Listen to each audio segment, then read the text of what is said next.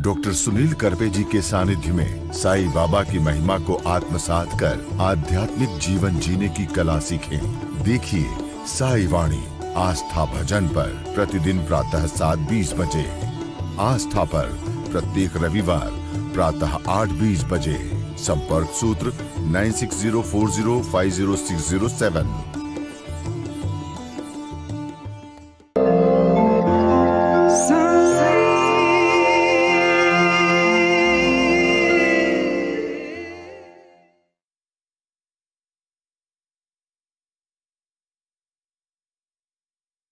साईं तेरे चरणों में कोटि प्रणाम। साईं तेरे चरणों में कोटि प्रणाम। साईं तेरे चरणों में कोटि प्रणाम। साईं तेरे चरणों में कोटि प्रणाम। शरण में ले लो साईं प्रभो। शरण में ले लो साईं प्रभो। शरण में ले लो साईं प्रभो।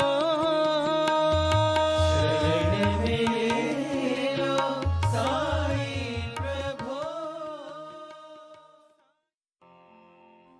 नमस्कार, साई वाणी में आप सबका स्वागत। मेरे प्रिय आत्मा, पहले तो मैं आज बहुत आपका सबका धन्यवाद देना चाहता हूँ कि प्रारंभ करो और जारी रखो इसी विचारधारा के प्रति साई वाणी को प्रारंभ हुआ और 3 मई 2023 से लेके आज तक बिना रुके बिना थके साई वाणी का जो कार्य है वो बढ़ता ही जा रहा है और पूरे विश्व से लोग जुड़ रहे हैं।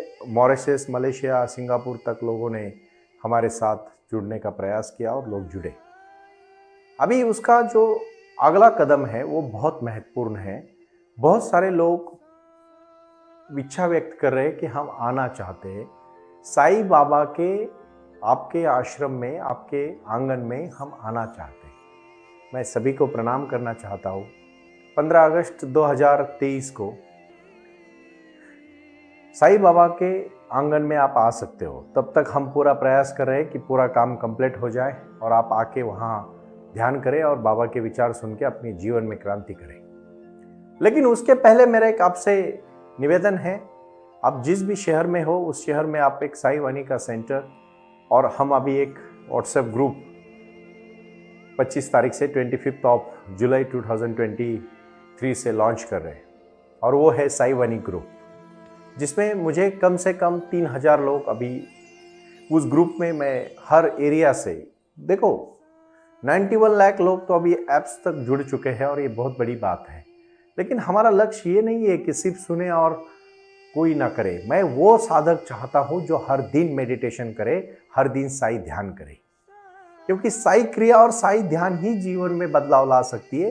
कहानियाँ तो मैं यूँ कहता हूँ कि आप सुन के उसको एक अपने मन को प्रसन्नित करें और उसके बाद साईं बाबा ने जो कहा, सबका मालिक एक, मानवता ही धर्म है, और प्रारंभ करो और जारी रखो, यही विचारधारा हमारी सबकी महत्वपूर्ण विचारधारा है। कुछ कर गुजरने के लिए मौसम नहीं मन चाहिए, साधन तो जुट जाएंगे, संकल्प का धन चाहिए। और वो संकल्प है आज से सब प्रारंभ करें कि हम एक नए अध्याय को शुरुआत कर रहे हैं और वो है साई महिमा। बहुत सारे लोगों को अपने अपने जीवन में बाबा की तपस्या करने के बाद अनुभव आते हैं और मैं मेरा व्यक्तिशः अनुभव आज आपके सामने साझा करना चाहता हूँ। इसके पहले मैं छोटी सी कहानी से कहूँ। ये कहानी बहुत महत्वपूर्ण कहानी है और इतिहास में अजरामर हुई कहानी है। वो है भगवान कृष्ण और संत मीरा की कहानी। संत मीरा ने भगवान कृष्ण के प्रति जो लगाव रखा, जो प्यार रखा, जो भावना रखी, जो समर्पण रखा, जो विश्वास रखा, वो अपने भगवान के ऊपर का एक सबसे महत्वपूर्ण उदाहरण अगर पूरे विश्व में कोई है तो भगवान कृष्ण और संत मीरा का है। क्योंकि संत मीरा कोई मामूली घर की महिला नहीं थी, वो एक राजघराने की महिला थी, राजस्थान की। और जब उनकी शादी हुई तो उनको काफी कृष्ण भक्ति देख के उनके पति ने उनको काफी तकलीफ दी और फिर भी मीरा ने अपनी भक्ति नहीं छोड़ी। संत मीरा के बारे में तो मैं सच में शुक्रगुजार हूँ कि उन्होंने इतनी भक्ति की परिसीमा, निस्सीम भक्ति हम भी साईं बाबा के जब करते हैं तो बाबा अपने जीवन में वो आशीर्वाद हमें देते हैं कि जिसके हमें जरूरत है। हम चाहते हैं कि हम मजबूत बने, हम चाहते हैं कि हम शक्तिशाली बने, और यही शक्तिशाली प्राणायाम और ध्यान से आती है। साई क्रिया और बाद में साई ध्यान। देखो, साई क्रिया और साई ध्यान एक जुड़ से जुड़े हुए चीजें हैं। आप ऐसा अलग अलग नहीं कर सकते उसको। परसों मेरी एक बहन मुझे फोन करके कह रही थी कि गुरुजी, जब आप बोलते हो तो ऐसा लगता है कि आप सीधा हमसे बात कर रहे हो। हाँ बहन, ये बात बहुत सही है कि मैं सीधा आपसे जुड़ा हूं, क्योंकि आपका विश्व ही मेरा विश्व है, आपकी समस्या ही मेरी समस्या है, और उस समस्या को मैं अभी बाबा के आशीर्वाद से दूर करने का प्रयास कर रहा हूं। इसलिए भक्तिमय वातावरण से, शक्तिमय वातावरण से सुबह का 1 घंटा 60 मिनट आपकी जीवन को क्रांति में 60 मिनट इसलिए कहना चाहता हूं कि 20 मिनट साई वाणी सुनो और 40 मिनट में 20 मिनट साई क्रिया करो और 20 मिनट साई ध्यान करो। बस जीवन बदल जाएगा, और उसी समय बाबा आशीर्वाद देके आपके जीवन में क्रांति करेंगे। और उस समय क्या हुआ, जब बहुत बार मीरा का चरित्र अगर आप पढ़ोगे तो राणा जी तो उनके पति नहीं थे, वो तो उनकी हत्या हो चुकी थी, वो गुजर गए थे। बट उनके जो देवर थे वो मीरा का ये देखते हैं कि हमारी बड़ी भाभी मां समान होती है, वो इतनी कृष्ण भक्ति में लीन हो रही है, संकीर्तन कर रही है, नाच रही है, गा रही है। मीरा के भजन सुनो, आंखों में आंसू आ जाएंगे। जब कोई चीज दिल से छू जाती है ना तो जीवन में क्रांति होती है, और जब तक चीज किसी दिल को नहीं छूती उस समय क्रांति नहीं होगी। पूरा नहीं डूबोगे कभी कुछ नहीं पाओगे। यही बात को मैं कहना चाहता हूं। फिर मीरा सोचती है कि राणा जी को तो तकलीफ हो रही है मेरी वजह से, मैं तो इस घर की बहू हूँ और बड़ी बहू हूँ, वो भी मेरे पति नहीं है, तो मैं ऐसे ही इतनी संकीर्तन मैं करूंगी, मैं नाचूंगी, गाऊंगी, भजन करूंगी तो शायद परिवार की बदनामी होगी। मीरा जी तो बहुत बहुत सबके बारे में सोचते थे। वो चलती, मैं जाती हूँ मेरे प्यारे के पास, मैं जाती हूँ मेरे भगवान के पास मथुरा में। और वो मथुरा चली गई, वहां भी उनको तकलीफ हुई। फिर वो वृंदावन चली गई। देखिए, कहानी बहुत महत्वपूर्ण है।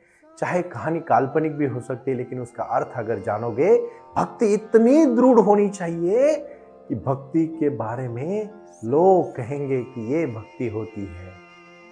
हम एक दिन भगवान को नमस्कार करते हैं और दूसरे दिन कहते हैं प्रसन्न हुए कि नहीं। अगर भगवान इतनी जल्दी प्रसन्न होते तो भगवान का भी कुछ अर्थ नहीं होता। मैं कहना चाहता हूं, वो आए और आकर चले गए, मौन रहे और कुछ कह गए। कुछ था जो बिन बाटे ही बट गया, जल उठे दिए और अंधेरा झट गया। अपना अंधेरा झटने का काम जीवन का है, वो भक्ति में है, वो श्रद्धा में है, वो क्रिया में है, वो ध्यान में है, और यही तो जीवन है।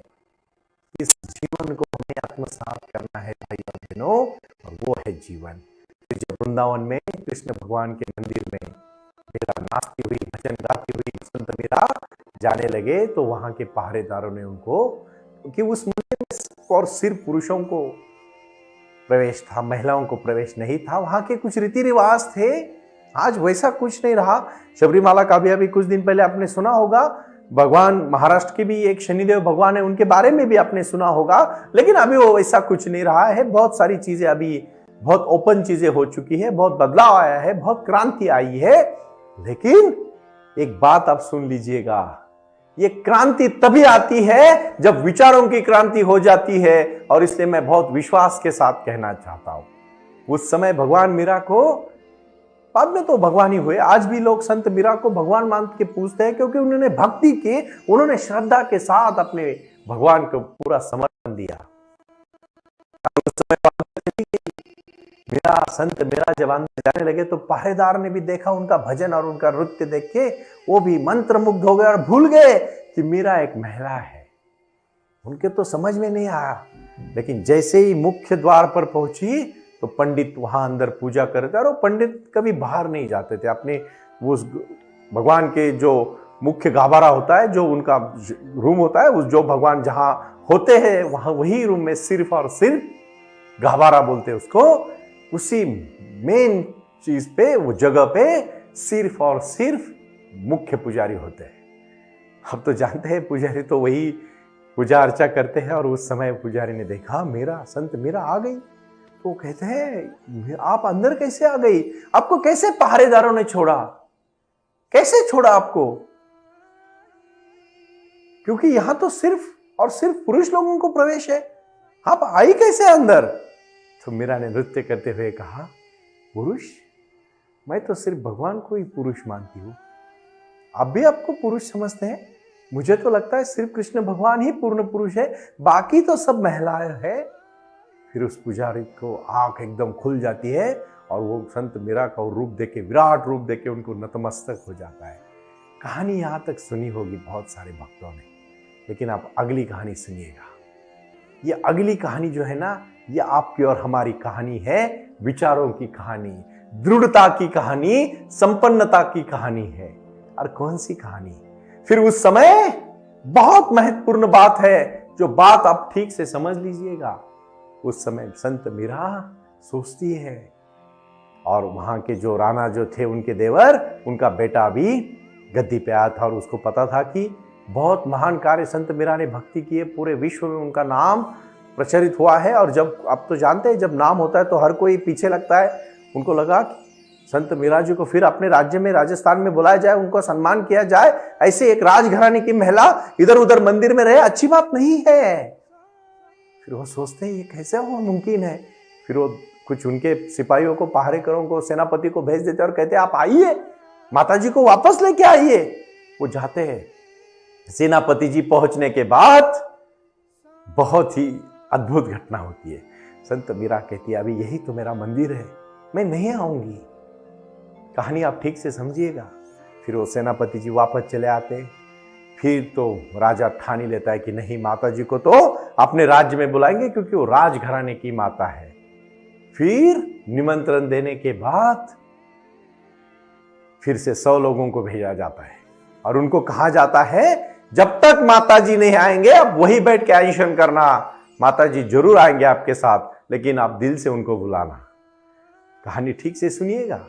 100 लोग, महिला पुरुष सब जाते हैं, माता जी को प्रणाम करते हैं, संत मीरा जी को, और कहते हैं माता जी हमसे गलती हुई कि जब आप हमारा राज्य छोड़ के चली आई तब आपकी भक्ति के बारे में हम इतने अनुग्रहित नहीं थे। अभी आपकी भक्ति हम समझ चुके हैं, आप चलिए वापस, हमसे गलती हुई, हमें माफ करिएगा। संत मीरा हंसती और कहती है आपने कुछ गलती नहीं की। लेकिन वो लोग फिर मानते नहीं और अनशन पे बैठ जाते हैं। कहते हैं जब तक आप हमारे साथ नहीं आओगी हम खाना पानी सब कुछ त्याग देंगे। फिर दूसरे दिन संत मीरा जी सोचती है और कहती है आप ऐसा मत करो, लेकिन फिर भी आप इतनी जिद कर रहे हो तो मैं एक बार मंदिर में अंदर जाके भगवान कृष्ण की अनुमति लेती हूं और फिर आपके साथ चले आती हूं। और वो भगवान कृष्ण की अनुमति लेने के बाद मुख्य दरबार में, मुख्य गाभारे में संत मीरा जी जाते हैं और बोलते हैं कि उसके बाद वो वापस कभी दिखे नहीं, वो बाहर आए नहीं, वो कृष्ण की मूर्ति में सम्मिलित हो गए। वो कृष्ण की मूर्ति में सम्मिलित हो गए। कृष्ण और भगवान मीरा एक हो गए। अपनी भक्ति भी साईं बाबा के प्रति इस तरह से होनी चाहिए कि बाबा की श्रद्धा, बाबा ने दिया हुआ विचार, उनके आदर्श, उनके निजी जीवन की सभी कहानियां को लेके अगर हम चलने का प्रयास करेंगे ना तो आपके जीवन में कोई दुख नहीं रहेगा। इसलिए मैं कहना चाहता हूँ वो आए और आकर कह गए, मौन रहे और कुछ कह गए। कुछ था जो बिन बाटे ही बढ़ गया। क्या था वो था साई ध्यान। लेकिन उसके पहले साई क्रिया, और उसको अभी प्रारंभ करना है। साई क्रिया को प्रारंभ मतलब प्राणायाम। आप मेरे साथ जुड़े और प्राणायाम को प्रारंभ करें, शांति से प्रारंभ करें।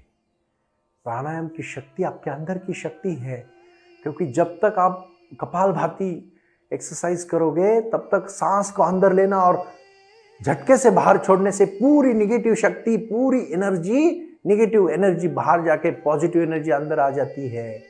और वो जब हवा दिल को खुश कर देती है, मन को खुश कर देती है, उसके बाद भ्रामरी के बाद अनुलोम विलोम, नाड़ी शोधन प्राणायाम, और उसके बाद उज्जयी प्राणायाम।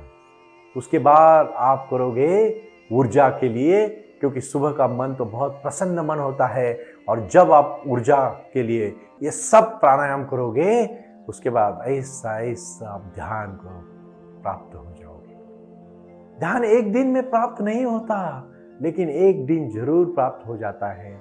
उसके लिए सिर्फ और सिर्फ रीढ़ की हड्डी सीधी करके साई ध्यान करते समय सिर्फ और सिर्फ मेरी आवाज आप सुन रहे हो और आप साई वो ध्यान को प्रारंभ कर रहे हो। गहरी सांस लेके आप अपने जीवन में सिर्फ और सिर्फ ऊर्जा की तरफ शक्ति को बह रहे हो, और वही ऊर्जा मूलाधार से लेके सहस्राधार तक 7 चक्रास तक जाएगी। आपके जीवन में क्रांति और बदलाव आएगा। कुछ कर गुजरने के लिए मौसम नहीं मन चाहिए, साधन तो जुट जाएंगे, संकल्प का धन चाहिए। इसलिए जो भी महान संत हुए उन्होंने ध्यान को रास्ता अपनाया। अंतर ध्यान की यात्रा बहुत महत्वपूर्ण है, और ये साई ध्यान का वर्ग शुरू हुआ है। ये साई ध्यान का वर्ग है, साई के माध्यम से जीवन में क्रांति लाना, बदलाव लाना, और अपने जीवन में एक बड़ी क्रांति करना। मैं कहना चाहता हूँ फिर से कि आज जो साई ध्यान का प्रारंभ आप कर रहे हो, उसको शांति के साथ करें और एकदम प्रसन्नता के साथ करें, क्योंकि आप मेडिटेशन से जुड़ रहे हो और आप अपनी शक्ति को ऊपर की तरफ बह रहे हो। ये ऊपर की तरफ बहने वाली शक्ति है अपने जीवन की क्रांति करने वाली शक्ति। यही शक्ति आप ऊपर उठा रहे हो, और उठाते उठाते आप अपने दाएं और बाएं पैर पर ध्यान देके सीधा ऊपर जा रहे हो। अपनी शक्ति को अपने हृदय तक लेके आ रहे हो, और उसके बाद अपने कंठस्थ के पास रुका रहे हो। आप फील कर रहे हो उस ऊर्जा को कि मूलाधार से लेके सहस्राधार की तरफ ऊर्जा बह रही है, और उसी के माध्यम से अपने जीवन में स्थिरता आ रही है। क्योंकि मन में एक भी विचार ना आना और मन को विचारों में रोकना, इसी का मतलब है साई ध्यान। ये प्रसन्नता है, और इसके आगे आप जो देख रहे हो वो साई ध्यान की क्रिया है, जो बहुत ही महत्वपूर्ण है। आप प्रसन्नता के साथ पूरा ध्यान आपके दोनों आंखों के बीच जो केंद्र है उसके ऊपर ला रहे हो, और इसी